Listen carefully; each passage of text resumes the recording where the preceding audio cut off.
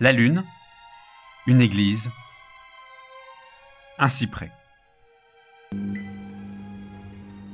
Un tableau de Vincent van Gogh. Une douce nuit champêtre? Pourtant, aucun repos possible sous ce ciel déchaîné, aux étoiles disproportionnées. Van Gogh a peint cette nuit pendant son internement dans un asile psychiatrique, 1 an avant de se suicider. Cri de révolte d'un génie trop en avance sur son temps? Pourtant, alors que ses contemporains se passionnent pour les lumières de la ville, Van Gogh fuit Paris et nous sert une image idéale pour citadins stressés.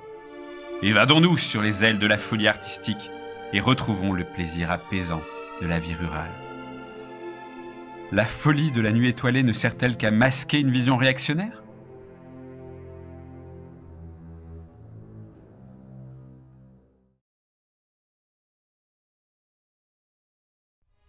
Ce tableau ne serait-il que l'expression spontanée de la démence?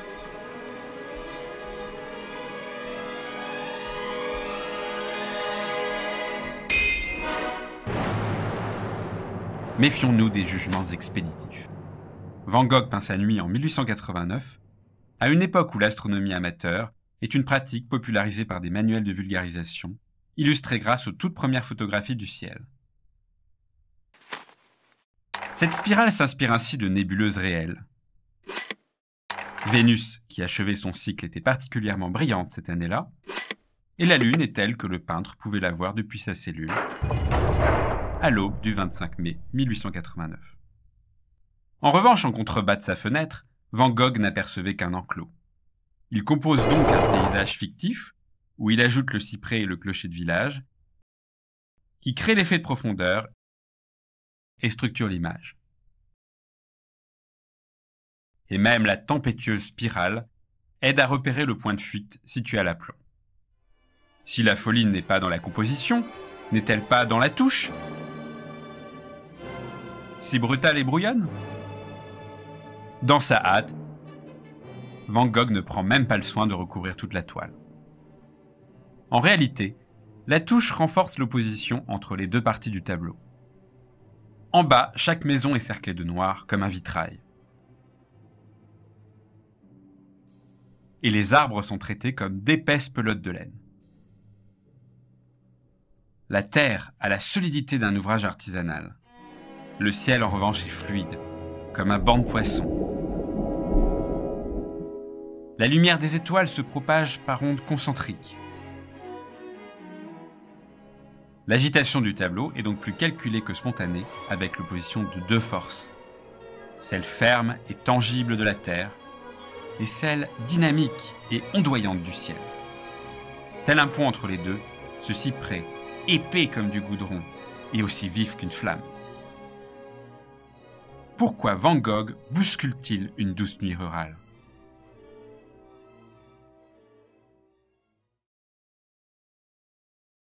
Avant d'aborder la nuit sous la forme du ciel étoilé, Van Gogh s'intéresse à elle comme ce moment de relâche où les hommes sont libérés du travail. Quel contraste avec les peintres d'avant-garde, qui exaltent le mouvement et les lumières des loisirs citadins. Chez Van Gogh, les rapports s'inversent. C'est le repas glauque des paysans qui devient noble, tandis que la ville scintillante provoque l'abrutissement. Triste et grossier au premier abord, ce repas, où l'on se regarde et communique, sous une seule lumière consolante, glorifie le repos mérité après l'effort. La famille est soudée, comme ces maisonnettes réunies autour d'un seul clocher, symbole de foi chrétienne. Cette célébration de la dignité paysanne, Van Gogh ne l'invente pas. Il l'emprunte à Jean-François Millet, qu'il admire. Dans l'Angélus, le soir était déjà un moment de ferveur et de communion avec la terre. A contrario, Van Gogh invente une représentation de la ville qui devient quasiment infernale. Dans la salle de bal à Arles, une multitude de lumières ternes a remplacé la lumière fédératrice. Chaque danseur semble égaré au milieu d'une foule chaotique et hystérique. Dans ce café, ouvert toute la nuit, l'ambiance est à la gueule de bois. Les couleurs complémentaires, rouge et vert, créent une ambiance acide. Un billard a remplacé la vertueuse table familiale. La dévorante passion du jeu a détruit les énergies et les liens humains. Rejetés aux quatre coins du tableau, les alcooliques échouent ici comme des papillons de nuit, piégés par trois faux soleils, dévorants et explosifs. Dans ces tableaux, Van Gogh semble mobiliser la technique des estampes japonaises pour montrer la fausseté de la vie moderne. Puissance émotionnelle des cernes noires, juxtaposition brutale entre différents plans, contraste éclatant des couleurs complémentaires,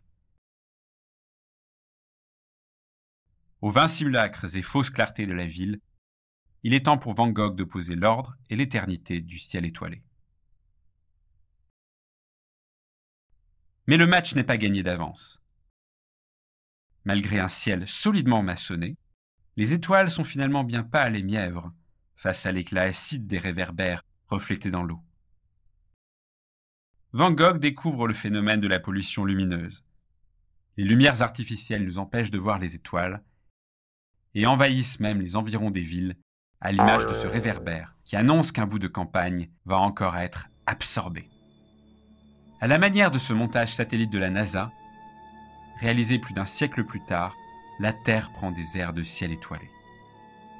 Pour son deuxième essai, Van Gogh quitte Arles pour se réfugier dans un village et renverse complètement sa technique de touche. La Terre prend la solidité immuable du ciel, tandis que le ciel étoilé emprunte aux lumières artificielles modernes leur acidité explosive et leur dynamisme ondulatoire.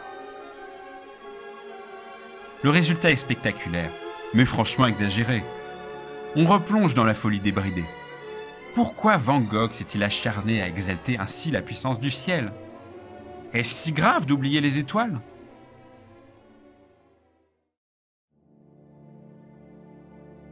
Au-delà de Van Gogh, le ciel étoilé fascine parce qu'il offre deux expériences fondamentales, celle du beau et du sublime. L'expérience commune du ciel, c'est celle d'une vaste voûte, belle parce que synonyme d'ordre et de perfection. Vus à distance, les astres brillants et éternels paraissent bien loin de notre Terre, terne et cabossée, où tout change et se corrompt. Même si cette vision naïve a été balayée par la physique moderne, l'aspiration poétique à la perfection demeure.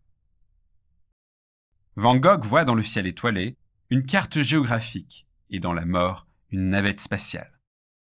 La vue des étoiles me fait rêver aussi simplement que les points noirs représentant sur la carte géographique villes et villages. Il ne me semble pas impossible que le choléra et le cancer soient des moyens de locomotion célestes, comme les bateaux à vapeur, les omnibus et le chemin de fer en soie de terrestre. Ces deux nuits sont héritières de cette vision. La première où le ciel ressemble à une solide maçonnerie divine, et les étoiles à leur ancienne schématisation. Et la seconde où le cyprès, arbre des cimetières, évoque cette mort qui nous permet de voyager de la terre vers la lumière céleste. Mais elle hérite aussi d'une expérience plus moderne du ciel, liée cette fois au sentiment de l'infini et de la démesure. Dans l'univers musical, ce projet de décor pour la flûte enchantée de Mozart fait toujours écho à la voûte céleste. Mais le crescendo de la Reine de la Nuit procure le frisson du sublime, qui vient non plus de l'ordre, mais du sentiment de notre petitesse face à des phénomènes démesurés. Et dans l'architecture, Étienne Louis Boullée conçoit un gigantesque bâtiment funéraire, percé de trous pour imiter la luminosité des étoiles et ramener les hommes à la dimension de fourmis.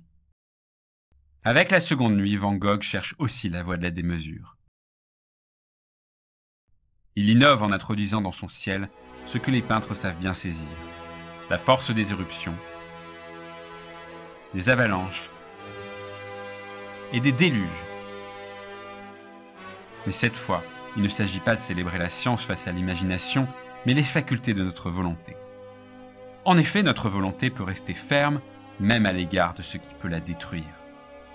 C'est le principe du sublime dynamique. Pour fonctionner, il faut des petites figures volontaires face à la force des éléments. Au XVIIe siècle, c'est l'inébranlable cathédrale de Tolède qui joue ce rôle de repère sous un ciel d'orage.